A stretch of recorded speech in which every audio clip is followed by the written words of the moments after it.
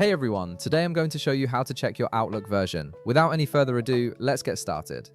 First, open your Microsoft Outlook application on your computer and log into your account. This will load up your emails and give you access to all the features and settings you need to check your version information. Once your emails have loaded and you can see your inbox, direct your attention to the top part of your screen where all your tools and menus are located. You'll notice a row of tabs including Home, Send/Receive, and others. Look for the File tab specifically. This tab is your gateway to important account settings and information about your Outlook installation. Go ahead and click on the File tab to proceed. After clicking on File, a new menu will appear on the left side of your screen with various options. This menu gives you access to account management features, settings, and important details about your Outlook application. From the list of options presented, look for Office Account and click on it. This section contains all the essential information about your Microsoft Office installation, including the version details you're looking for. Once you're in the Office Account section, you'll immediately see the product information displayed on the right side of your screen.